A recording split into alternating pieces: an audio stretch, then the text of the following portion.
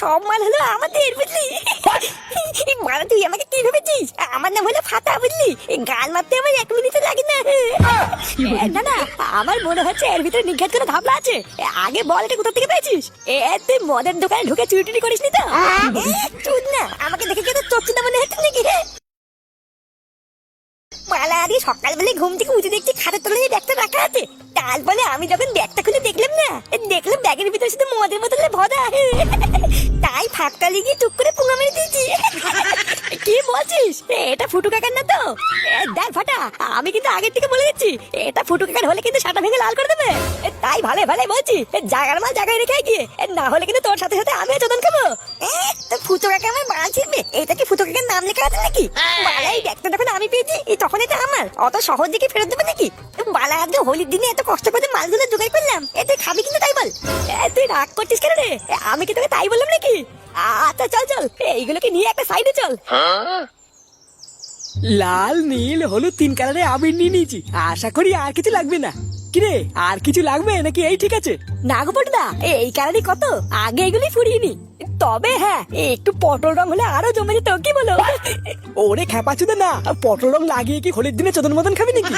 আগে ছোট ছিলাম তাই লোকে কিছু বলেনি, কিন্তু এখন যদি কারোর গায়ে পটল রং লাগাই না, গুরু, রং বং কেনার ঝামেলা তো শেষ হয়ে গেল। চলো এবার একটু মাল মূল নিয়ে বসি নাকি?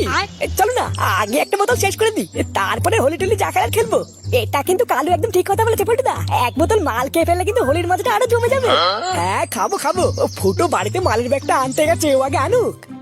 পল্টু, পল্টু রে, ভাই একটা বিপদ ঘটে গেছে, বুঝলি? আরে ধর, তোর বিপদ গেছে গান মারাতে, আগে বল মদের ব্যাগটা কোথায়? আমরা এই সবে তোর কথাই বলছিলাম যে তুই কখন মাল নিয়ে আসবি আর আমরা সবাই একসাথে খেতে বসবো। আরে আমি আগে কি বলছি সেটা তো শোন, তারপরে না হয় মাল খাবি। আরে চোদনা, তোর ওইসব কথা তো মাল খেতে বসেও শোনা যাবে, আগে বল মালের ব্যাগটা কোথায়? আর মদ মানে রাতারাতি সব কিছু আমার চোখের সামনে থেকে জল জানতে হাওয়া হয়ে গেছে রে ভাই। হাওয়া হয়ে গেছে মানে? কি হাওয়া হয়ে গেছে?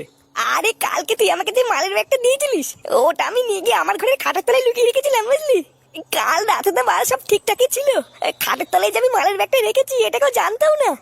কিন্তু একটু আগে মালের ব্যাগটা আনতে গিয়ে কি দেখলাম জানিস? খাটের তলায় ভুটার বাল কোনো ব্যাগই নেই। কি নেই মানে? সে কি গার মানেই ভাই, তুই কি বলছিস ভেবে বলছিস? ওখানে কত টাকার মাল ছিল তুই জানিস? বুকাচোদা বাপের গার মেরে 1000 টাকা এনে আমি মাল কিনেছিলাম, আর এখন কি মালের ব্যাগটা গুষ্টির গুদে ঢুকে গেল? দেখে তো পটদা, হলো তো, আমি যা বলেছিলাম তা মিললো তো? এত আশা করে তুমি আগের থেকে মালগুলো কিনে রাখলা, গেল তো সব গাড়ির ভিতর ঢুকে গেল তো? আমি বারা 100% শিওর এই চোদনামি ফটোর ছেলে ফাটা ছেলে আর কেউ করেনি। চালা মালটাকে আমি যেদিন দেখেছিলাম সেদিনকে আমি বুঝে গেছিলাম এ শালা একটা পাকা খানকির ছেলে। ওইসব কথা এখন ছাড়, মালটা কোথায় গেল কি হলো এসব আমি পরে দেখছি, এখন তো একটা ব্যবস্থা করতে হবে নাকি?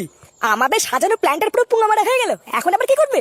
কি আবার করবো, পকেটে 5-10 টাকা থাকলে বের কর, 2-4 বোতল বাংলা নিয়ে আসি, এছাড়া তো আর কিছু করারও নেই। আর চাট কি করবা? বাংলার সাথে কি সেটা লোম ছিঁড়ে খাবো?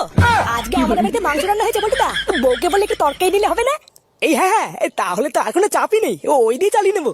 আচ্ছা চলো, মালমূল কিনে আসার সময় বউর কাছ থেকে 1 বাটি তরকারি নিয়ে নেবো।